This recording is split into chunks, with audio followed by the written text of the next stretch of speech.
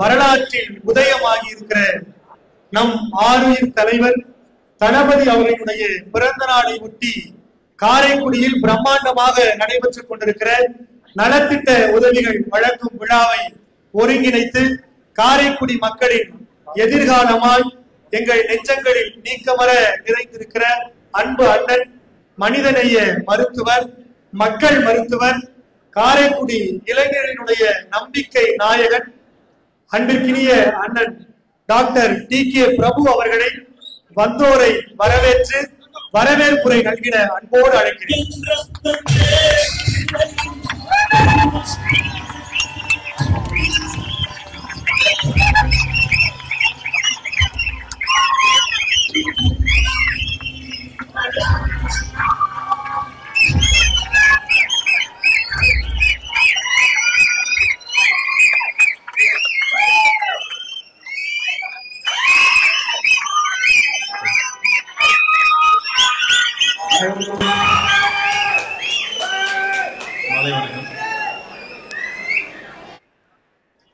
யுக இருட்டிலிருந்து எங்களை தட்டி எழுப்பிய தளபதியே, தமிழக வெற்றி கழகத்தின் தலைவரே, எங்கள் அண்ணனே, தமிழகத்தை ஆளப்போகும் மன்னனே,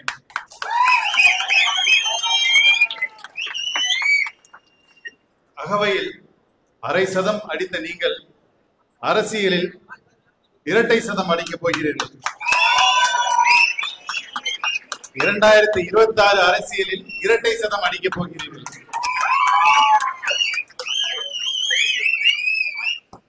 இளைஞர்களின் இதய துடிப்பே, நண்பா என்ற சொல்லுக்கு அன்பாய் அரவணைக்கும் தளபதியின் நிழலே, சிவகங்கையின் சிறப்பையும் புதுக்கோட்டையின் பெருமையையும் பாதுகாக்கும் கழகத்தின் பொறுப்பாளரே, என் அன்பு தம்பியே, புதுக்கோட்டை மாமன்ற உறுப்பினரே, திரு அன்புக்குரிய வழக்கறிஞர் டாக்டர் ஜே. பர்வேஸ் அவர்களை வரவேற்பதில் பெருமகிழ்ச்சி அடைகிறேன். சிவகங்கை வடக்கு மாவட்ட தலைவர் அன்பு தம்பி திரு ஜோசப் அவர்களை வரவேற்கிறேன். சிவகங்கை தெற்கு மாவட்ட தலைவர் திரு முத்து பாரதி அவர்களை அன்புடன் வரவேற்கிறேன்.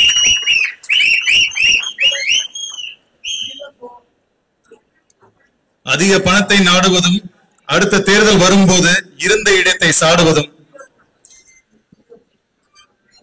புதிய இடத்தை தேடுவதும் எங்கேயாவது நடந்திருக்கலாம், இங்கே அது நடக்காது.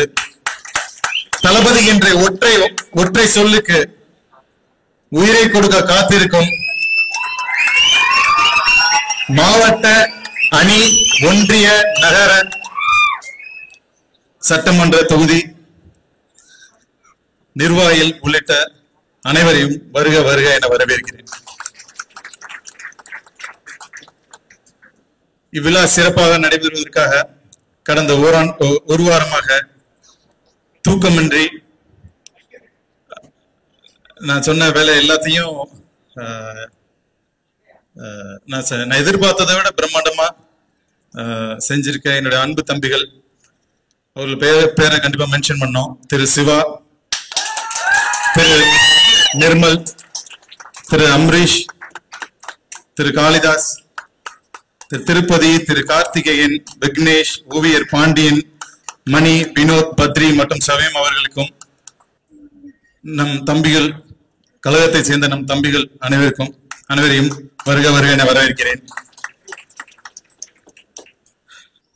இறுதியாக எங்கள் தளபதியின் நெஞ்சில் குடியிருக்கும் இந்த மக்களை வருக வருக என வரவேற்கிறேன்.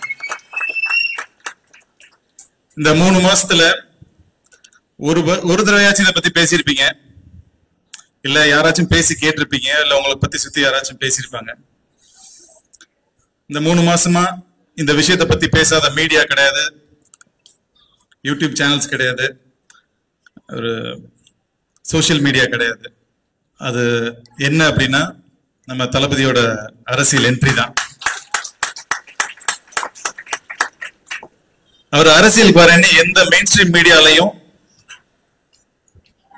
அறிக்கை கொடுக்கல, இன்டர்வியூ கொடுக்கல, நேர்காணல் நடத்தல, தன்னோட ரசிகர்களை கூப்பிட்டு மாநாடு நடத்தல, எதுவுமே செய்யல. ஒண்ணுதான் செஞ்சாரு, ஒற்றை அறிக்கை. அதற்கு கீழே இருந்தது ஒற்றை கையெழுத்து. அந்த ஒற்றை கையெழுத்துக்கே இவ்வளவு பவர். கைதட்டு.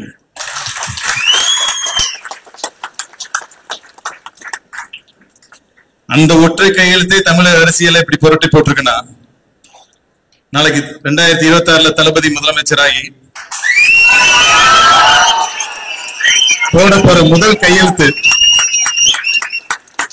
ஒவ்வொரு தமிழனுடைய தலையெழுத்தையும் மாற்றும். அதுல துளி அளவும் எனக்கு ஐயம் இல்லை.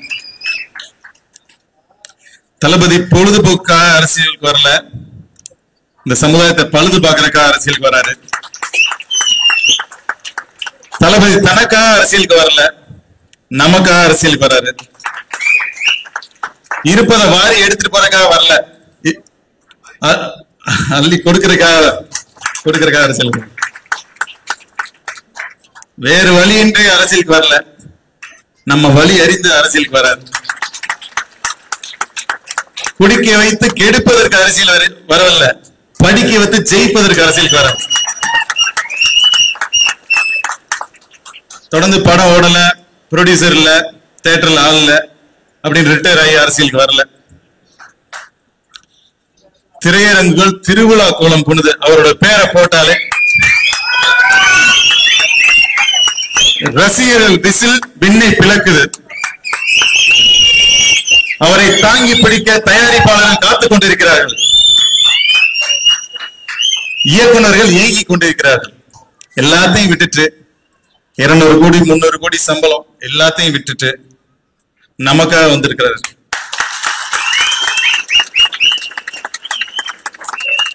அதோட தொடக்கம் தான் இந்த காரைக்குடியில நடக்கிற இந்த மக்களுக்கான இந்த விழா. இது எங்களுக்கான விழா இல்ல, இது உங்களுக்கான விழா.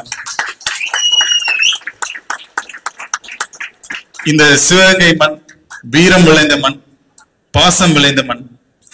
இந்த மண்ணில் பிறந்து வளர்ந்து பெயர் புகழ் அனைத்தையும் இந்த மண்ணும் இந்த மக்களும் தான் எனக்கு கொடுத்தாங்க. அப்ப அவங்களுக்கு நான் திருப்பி என்ன கொடுக்கணும் அப்படிங்கிற ஒரு காரணத்துக்காக தான் இன்னைக்கு உங்க முன்னாடி நின்று பேசிட்டு இருக்கேன். தளபதியோட வழியில உங்களுக்காக, இந்த மக்களுக்காக, இந்த தம்பிகளுக்காக தளபதியின் வழியில் பொதுச் செயலாளர் அவர்களின் வழிகாட்டுதலின்படி உங்களுக்கு என்றும் நான் துணை இருப்பேன் என்று கூறி இந்த வாய்ப்பளித்தமைக்கு நன்றி கூறி விடைபெறுகிறேன். நன்றி.